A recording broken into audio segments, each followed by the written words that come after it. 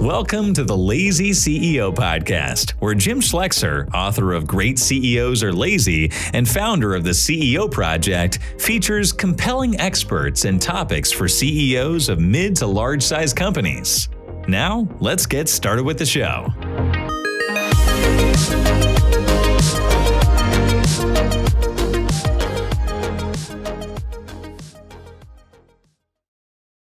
Welcome, everybody, to a Lazy CEO podcast. My name is Jim Schleckser. I am your host and the founder of the CEO Project. I should mention we are talking about changing the name of the podcast. So you've been looking for the Lazy CEO podcast. You're probably going to see this change to the name of our company, which we thought actually made more sense, which is just the CEO Project. So if you can't find the Lazy CEO podcast, next time you go look for CEO Project and you should find us. I think it's all going to port over, but we're all going to find out together. So new information for us. But today we've got a really interesting guest. We have Ilias Simpson, CEO of Cart.com, recently CEO of Cart.com. Simpson is previously served as president and CEO of Radial, Inc. He has 2 decades of logistics leadership experience. He's going to guide the company's next phase of growth as it expands its omni-channel fulfillment network. We'll talk about what that means for everybody to support new industries and markets. President. Okay. Before joining Cart.com, Simpson served as president of Movid Care. You're going to have to help me with that one out. Motive Care. Motive Care, the medical transportation segment of publicly traded medical services company. He was CEO of B Post Group's Parcels and Logistics North American division, overseeing 30 fulfillment centers and nearly 10,000 employees. He probably didn't sleep much. Brings experience in previous roles across a variety of companies. He holds an MBA from the University of Dayton, where my brother went to school, Nice. and Go a BA Flyers. from the University of North Texas, and is a United States Air Force veteran. Elias, thank you very much for joining us. Yes, absolutely, Jim. Thank you for having me. Very What excited did I for our screw up there? conversation. I think I screwed up something. Did I? Yeah, so I'm president at Cart. I report to the founder, who still holds the CEO title for now. It's just a matter of time. But I'll tell you what, I run the company, but he owns it. Yeah, it's all good. Pardon me, president at the moment. Well, thanks for joining us. I really do appreciate it. Why don't you tell me a little bit? Well, how long have you when did you become president at Cart.com? Yeah, absolutely. No, so I joined Cart 4 weeks ago. Wow. So I joined Cart as president 4 weeks ago. Really exciting company, really exciting opportunity. As I mentioned, working for the founder of the company, who was also the founder of Blinds.com, which he sold to Home Depot, I think 8-9 years ago at this point for over $2 billion at the time, and they've grown that business. Supposed to be sailing around the world in his boat. Well, I guess yeah.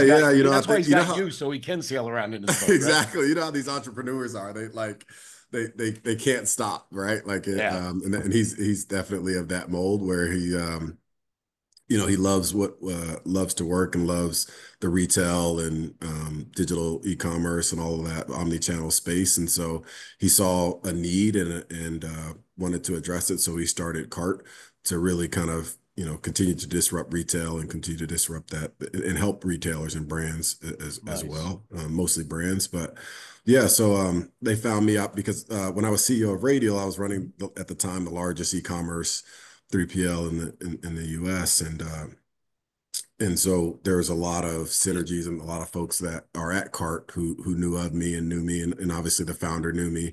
And so when he heard that I was looking to exit healthcare and leave Motive Care, he and I jumped on a quick phone call, and I flew down to Houston to meet with him. And literally it was like a 2-day process where we talked one day. I met with him and the entire board of directors a couple days later, and started at the company a couple days after that. Oh my gosh! Wow. It was kind of you packed extra clothes in your suitcase, right? Yeah, absolutely. And that's funny because I think that's how a lot of both board seats as well as president and CEO jobs come down. It's reputation precedes you. Somebody or somebody's know you, say, hey, this is a good guy or gal, and there's no recruiter, there's no Like, I mean, did you even do a resume? You might have. Yeah, no, I don't think I did actually. I Right? think maybe for the board interviews, but even most of those folks knew me because they're in that space. But no, you're exactly right. I think it comes down to a lot of it comes down to relationships, Yeah. and I had heard that throughout my career, and now I see it and believe it even more deeply that it's the relationships you build over the years and the credibility you build in running these organizations and people kind of hearing about what you've done. And, Hmm. as people who've worked for you, you've worked with, continue to grow in their careers, your name is circulating. I was at an event in New York where there was some experienced board members talking, and when I remember one of them said, "You're being talked about in a room right now that you Yeah. don't realize," and so you have to be ready when that phone call comes in, and this is exactly one of those situations where some folks who knew Omer, the founder, knew me and threw my name out there to them, and it was perfect fit. Yeah. This is such a big deal because I think, as we move through the generations, I think it's all digital, right? It's got to hop Right. on Indeed.com or LinkedIn. I'm gonna find my next job and it's all good to Yeah. go. And the reality is it's kind of old school, right? It's Yeah. who you know, who knows you, who knows you did a good job, who's going to Yeah. pull you in. And Yeah. they did analysis not that long ago, boards of directors, and the interrelations between boards of directors, like a Fortune 500 companies, is Right. insane.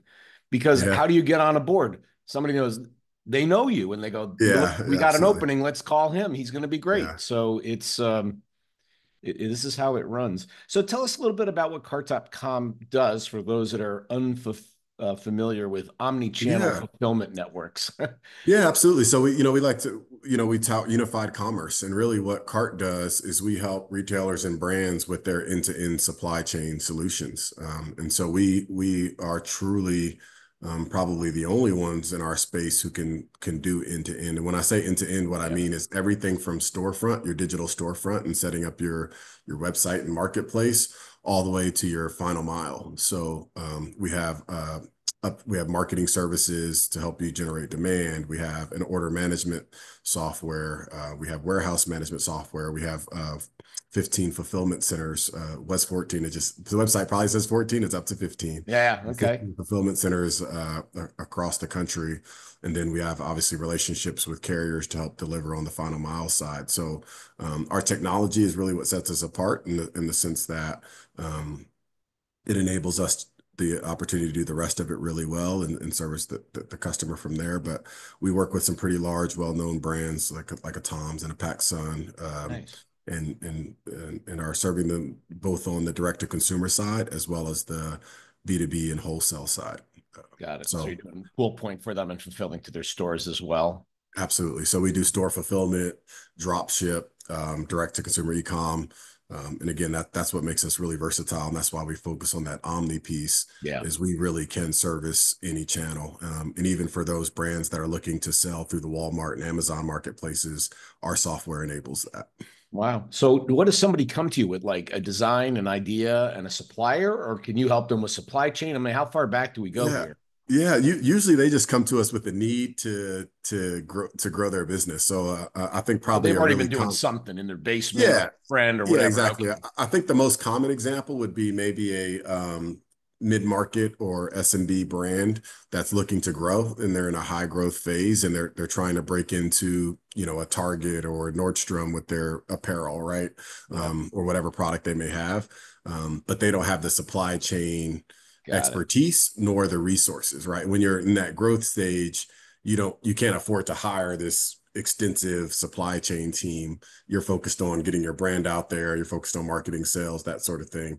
So you come to somebody like Cart and we basically take that and run it for you. And again, that the beauty of us is we're end to end, so you can focus on what you do best and running your brand and let us handle all of your supply chain needs. And then we can help you on the front end too with the marketing services and professional services there.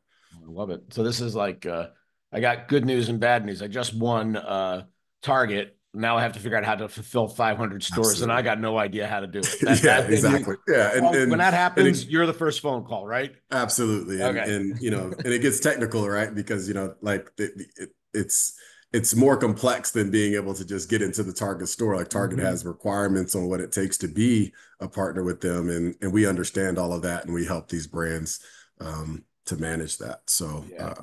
No, trust me, I know that. absolutely. We sell books through Amazon. My first book goes through Yeah, Amazon. yeah. And you don't put the label on right, or you don't Right. put, You're oh my exactly right. gosh, you don't communicate it properly. You hear about it. So, Yeah. it's a thing. I've got Yeah, one absolutely. product, imagine 1,000 products, right? Right, right. So, you're there to do growth. I mean, what do you see as the opportunity for this business? It seems like it's well positioned. Has it not been, where's the point of constraint? I mean, is it client Yeah, acquisition? Is it, yeah. what's the thing you're going to have to bust open to kind of double the size of this company? Yeah, it's definitely the go-to-market strategy is where I've been spending a lot of time today. I mean, Mhm. it's a great it's only a 4-year-old organization at this point, Wow. right? So the Okay. company started in 2020 and is already valued over $1 billion. So Dang. Okay. it's a But it's unicorn. private though. It's privately held. Yeah, yeah, still probably held. But it's we do plan to IPO at some point Okay. in the near future, hopefully. Um but yeah, it's just continued growth, right? Like for us, I wouldn't say that there's any one specific unlock, but I think, we're at a phase where, growth and new customers is still our focus. Got it. We do want to maybe disrupt some additional markets. So that's something that we're considering, moving, potentially moving outside of traditional retail, apparel, footwear, cosmetics, those types of things, and exploring some other opportunities. But yeah, for us, it really is going to be about acquiring new customers. We have an M&A strategy as well. Mhm. And Cart has definitely grown through acquisition to some degree in the past, and we'll continue to do that on an opportunistic basis. But really for us at this point, we really want to get our go-to-market engine going and have a lot of organic growth in our, retail 3PL space. Nice. I've dealt with some companies that did prescription item fulfillment, which has got Yeah. the layer of Yep. complexity and HIPAA protection of information. And so that I always thought was a really cool sort of 3PL, but highly protected because it's hard as heck to do. So Yep. Absolutely. put that on your Yep. roadmap as a maybe, Yeah, well, we do a little bit of that. Yeah, we do a little bit of that already, but that is absolutely an area we're looking to grow is subscription services. So, um, So logistics, which you've basically spent your professional, your out of the military professional career in, is a pretty cyclical business, and it's had some real bumpy times over the last few years. Like can't get drivers, too many. Now we got too many trucks. I mean, it's just up and down. How do you think about that cyclicality and managing that within both forecasting financial results, but also yeah, managing your human assets and just it's just so hard on people, when you got to go get big, get small, get big, get small. So how do you think about that, Elias? It's just yeah, really no, curious. it's a great question. I was actually talking with my chief logistics officer yesterday about this because we know each other from a prior company. He works Yeah, for me here, but he worked for me at Radial as well. And when we were at Radial, we were where we were heavy e-com. COVID hit and was a big deal within our business in a sure. good way Yep. because it drove that direct to consumer business and allowed us to really have a stronger position with our clients. But what he and I were discussing was that, COVID helped us out in a sense. And I hate to say that because it's COVID and it obviously was terrible, but it helped us out from a business perspective in a sense. But it only did so because we were prepared for it and we had Yep. done the right things to put ourselves in a position where if we had that catalyst to help drive e-com, we would benefit from it. So for me, it's about always thinking about what's coming down the pipe and how you can be positioned to help brands or retailers in our space, how you can help brands or retailers prepare for it. And so, something we're keeping an eye on right now is what's going on with the de minimis and the fact that, there's going to be potentially a need for more brands and retailers to bring their distribution back inside the United States. So, how can we be positioned to help them, right? Yep. We also saw a You know, number of major brands take over their own logistics networks, right? yeah, yeah, absolutely. And for us, that's something I'm glad you bring that up because for us, there's a couple of different ways you can outsource. And I think you're seeing a lot more brands bring their distribution logistics in-house. Mm-hmm. But for us, we are absolutely very good at actually doing what we call like a takeover, Yep. where you bring it in-house, but you let an expert like us run it.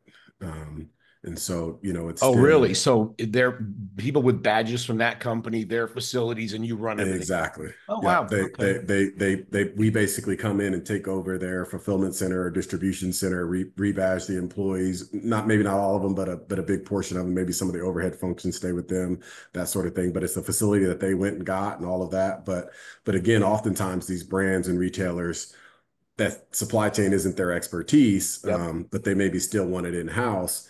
And so we have an offering where, it's still your building, still within your purview, but we're the ones actually managing it Hmm. and making sure your supply chain is efficient as it can be, making sure you're getting the right transportation rates, making sure that we're making the right decisions with automation, robotics, that sort of thing, Yeah. managing the labor. So, that's very much a part of our strategy as we move forward. And we were talking, we were sharing some notes this morning around how, you know, I think you may not have seen it yet, but Home Depot is looking to kind of reduce their distribution footprint. And there's a lot more of that happening. And with our network, we're positioned to really help brands and retailers quite a bit Yep. as they look at those strategies.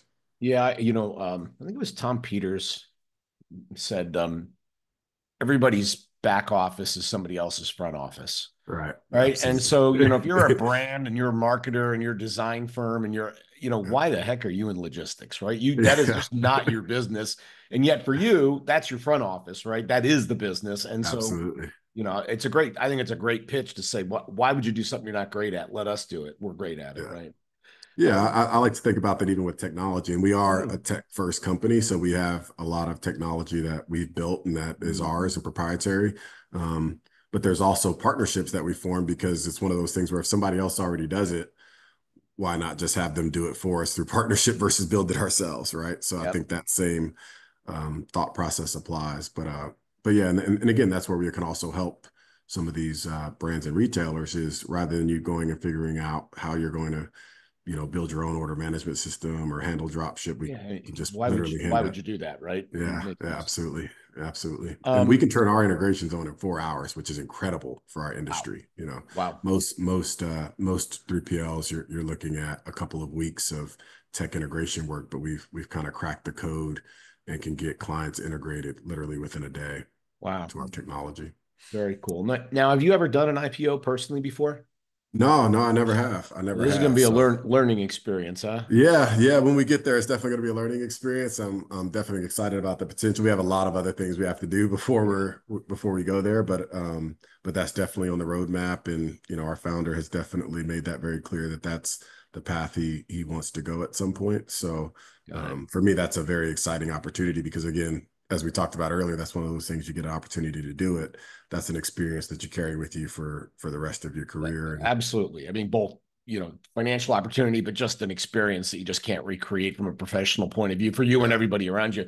But I was going yeah, to go there. What do you think you need to do to be ready for that? And this is more just really for people who are listening. yeah. Like if you're ever contemplating IPO, which not too many of us really ever contemplate, but like what building blocks you think have to be in place to say, okay, it's go time and we're ready to do this. Yeah, there's a lot that comes with being a public company, Oh right? And yeah, so, I've been in them. obviously, yeah. So obviously for me coming from Motive Care, where, I was an officer at a publicly traded company, um, I would say there's a lot of professionalization of the Yep. organization that has to occur. Yep. And that's what we need to do, right? So, when you're a startup, you're going fast, you're scrappy, you're growing really quickly. Process isn't always necessarily the focus. Yep. But when you're ready to go public, you've got to start thinking about things a little bit differently and, professionalize the organization, make sure that you have, the right leadership structure, you have the right, legal structure, all these different requirements. There's going to be SEC requirements and other Yep. things that maybe haven't been applicable in the past that now come into play. Mhm. And then just the way you're viewed as an organization, you're people have a lot more access to what you're doing and can see a lot more of what's happening. So you have to just make sure that everything's cleaned up and all your ducks are in a row. So that's a big part of why Omer brought me on, was because he felt like, given my background and experience running large companies, and being on that in the executive seat and a president at a public company in the past, I could add a lot of value there. Yeah, and some credibility when you go public. We Absolutely. got a guy Yeah. who's done it before, right? So, Yeah, absolutely. Absolutely. has your CFO done it before? Yes, yes, he has. Okay, well, and that's no, and the Yeah, reason I ask is, Elias, that's like the key, be out, yeah, you, but frankly, even more so, the CFO's got to be totally on point to yeah. be successful, because it's easy to get in trouble if you don't. Do you have a board of directors? Yeah, we do. We do. Okay, And we have some folks there who have some experience having done nice, this before as well. And we actually have a great board. It was nice. one of the convincing arguments for me to join as well, was that I love the board that we had put together. Mm, And really felt like they were, oftentimes you have these boards that are, and I'm not knocking public company boards, but sometimes you have board members where they have a full-time job elsewhere that occupies a ton of their time, and they're not really heavily invested in the organization. And oftentimes in this private world, in the private equity world, you have folks who are a little bit more, most of our board members are heavy investors, right? And so they genuinely have a vested interest in the long-term value of the company, not just short-term. And so, we have a great board in that sense, and they're involved, they're around, they're available, and they're helpful. So nice. that's exciting. One firm I was in was looking to go public. We ultimately sold it instead of going public, which can happen, Yeah, right? I mean, yeah, absolutely. and we basically dry ran as though we were a public company as a board for 18 months before we were even thinking about doing it. Get the cadence right, get the reporting right, get the Oh, that's a great like, idea. let's play like we're public. Full speed scrimmage, if you will, right? Before we Yeah, go to the game. And it was yeah. I may really steal helpful. that one from you, Jim. Yeah, it's all yours, man. Have fun. So if I talk to people that have worked with you, how would they describe your leadership style? Yeah, I think they would tell you that I'm a people-focused leader, right? And that I'm very transparent. My style is very much supportive. I view my role as being here to help solve problems for my team, and to it's not that I'm here to beat people up or tell people what to do. It's more of, how can I help them solve the problems and remove barriers that they're facing. Um, I value people within an organization very much. I think that, pretty much every company is people powered, right? And you can be a technology company, but there's still people writing that code. There's still people selling that technology, all these different things. So I'm very much a people first leader.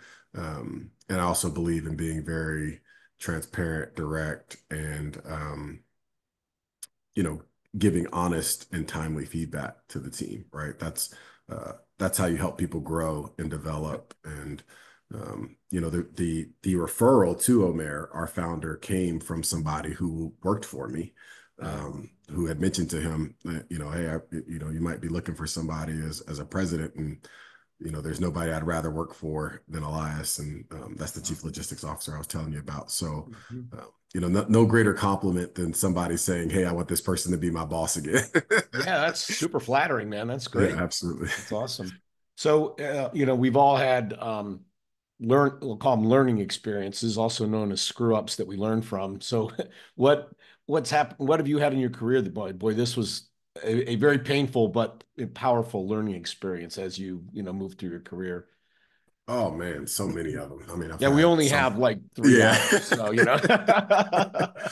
No, I think for me, there's been a couple. I think one of the experiences I've had is you know I've had a lot of leadership changes, Mhm. where I've been brought in and to be a senior leader, and the person who brought me in has either left or changed or whatever it may be.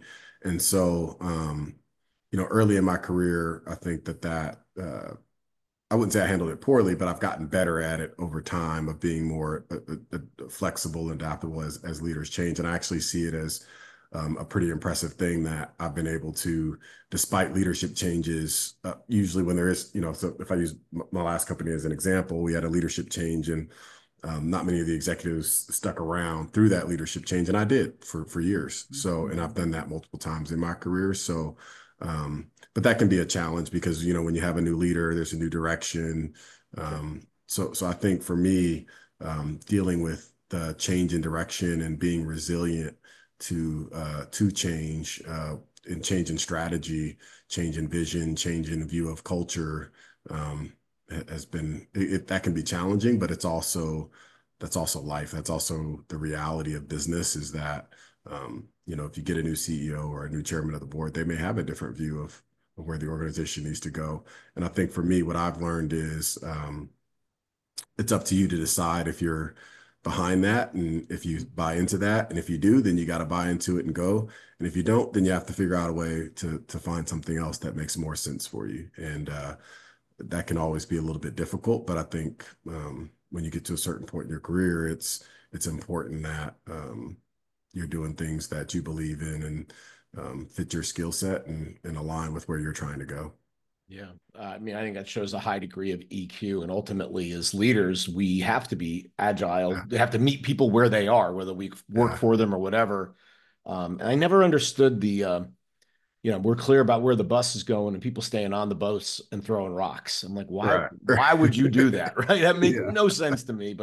And funny Yeah, enough, absolutely. your comment, there's probably a bunch of people at cart.com are going through exactly that right now. They're like, okay, we got Yeah. this new guy. Do I like him? Do I like where he's going? Am I going to be able to work with him? I mean, you're Yeah. pretty easy going, but I'm sure they're having those thoughts, Yeah, no, and for me, having that experience myself helps me to think Yeah. about what it is that they're going through, right? And so, um, and I do something interesting, Jim.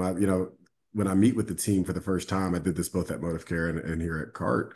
I make it very clear to them that like there will be changes, right? Like Sure. I don't beat around the bush on that because I think that's being disingenuous. You didn't hire me to just keep doing the same thing, right? Like the company hired me for a reason, and that means that there's probably some things that need to be addressed and need to be changed. And what I always commit to the team is that I'm going to be very transparent and very clear on what I think needs to change and why I think it needs to change, and that I'm always going to make sure that again I'm keeping people in mind first, and that we're going to make group decisions, and that there's going to be a lot of two-way communication. So for me, I think being clear that yes, absolutely things will change, but you'll be a part of the change, not a Yep. recipient of the change, is my strategy, and that seems to sit pretty well with people. I love the willingness to show your logic to people. Let me show your homework, if you will. Right? Okay, here's how I Absolutely. got here. Here's what why. I used to do that, and I go, okay, so tell me what I'm missing here. So here's what I'm thinking. Here's why I think it. What am I missing? Am I going Yeah. down the wrong path? Because this is your chance to Yeah. impact it. And sometimes you get feedback when you do that as a leader. You go, uh-oh, you know, didn't think of that. You're right, and Yeah. we're gonna have to adapt. So that's got a lot. Takes a lot of confidence to do Yeah. that, Elias. Yeah, and I think a lot of leaders say they want to do that and then don't actually mean it. And they Yeah, say, "Oh, challenge me and give me feedback," and then but they don't actually mean it. And folks like yourself and me, when you're really open to hearing the feedback from your team and you have enough, um, uh, I actually think it takes a lot of confidence and ego to your point to be willing to say, "I don't have the best idea here," yep, and somebody else might. You get a lot more, you get a lot better results, right? Like if we're always doing what I say and and my idea is always the best idea, then I need some new people in the room. because I'm not that smart. I shouldn't always have the answer. Somebody else has got to have a better answer every now and then. And that's the way I run the teams is yeah, that you know, there's going to be times where everybody's like, "Oh, Elias, that's the best idea," and there's going to be times where they're like, "Elias, maybe you should think about this differently." And good. you know, Well, you also have to create a safe environment for them to challenge, right? You said, absolutely, before there, these people who go, oh, if I don't have a good idea, tell me. But like, if you dare, right, to tell me I'm wrong. But you're right. it feels like you create a safe and trusting environment Yeah, where they go, hey, absolutely. yeah, no, man, you're wrong here, and here, let me tell you why I think you're wrong. And it's not easy to do either, right? No, it's not. And there's a level of humility that comes with that too. And being able, another conversation that my chief logistics and our officer were having yesterday is, we all make mistakes, right? Like there's going to be a time where I make a decision and I send us down the wrong path. And I think being willing to recognize that we need to change course and, that the decision was wrong is important. But I also think we can't harbor on that, right? And so part of the conversation I had with him is, listen, if it doesn't really matter, listen, I was wrong. We need to change course. Doesn't really matter that I was wrong because we still need to change course and we need to go forward.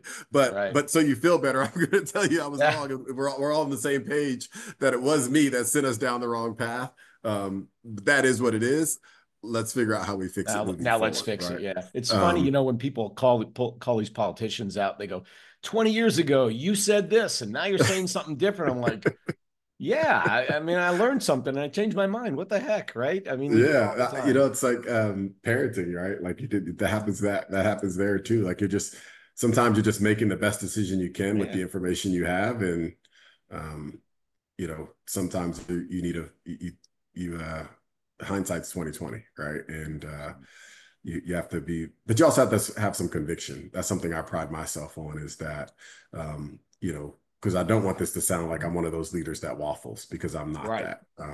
Once I make a decision, we are going to go hard in that direction, but we're going to be evaluating whether or not we're being successful, and if we aren't, we'll change course. But I do like to make a decision and go. And I think that in leadership, leaders that waffle or leaders that lack conviction can really hurt an organization, and the organization can get stuck in limbo.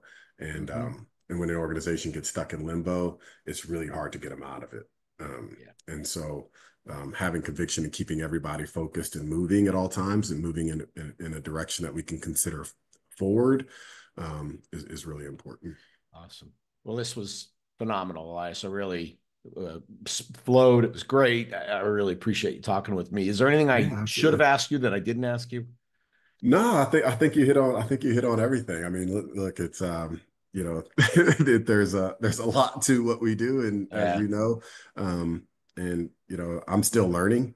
I think that's another piece that to those out there who are either in this world or thinking about entering that world, that you got to be a lifelong learner. The second you think you have it all figured out, you'll quickly realize you don't. So for me, I still very much consider myself early in my CEO journey, and I'm still looking for opportunities to learn from others, which is why I love connecting with folks like yourself and with the CEO project. So thanks. Yeah, well, we certainly believe that. I mean, we build these mastermind groups, CEO peer groups around CEOs that are all humble learners and don't think they have the best answers. And they, to your point, they go, somebody's got to have a better idea than me, right? And it's exactly the spirit we operate in. So very few people are in that seat. So it's very, it's hard to find when you can build a network of people who've done it and who understand what it's like. And that's very, very, very valuable. So I really value what you all are doing. Well, thank you. Awesome. Well, this was another great conversation. Thank you all for joining us on the Lazy CEO podcast, and we will see you next time. Appreciate it. Thank you for having me. Thanks, man. This podcast is brought to you by the CEO Project. At the CEO Project, we work with CEOs to help them grow their business. And our members represent billions of dollars of revenue and profit. And frankly, amongst all of us, we've probably made every mistake in the book, including some you haven't made yet. So if you want to learn from the experience of a bunch of really seasoned CEOs, we're a great place to hang out. In this podcast, what you're going to hear are some of those ideas, concepts, and things that are just going to help you on your journey. If you want to find out more, reach out to us at theceoproject.com, or you can contact me personally at jim@theceoproject.com. Happy listening.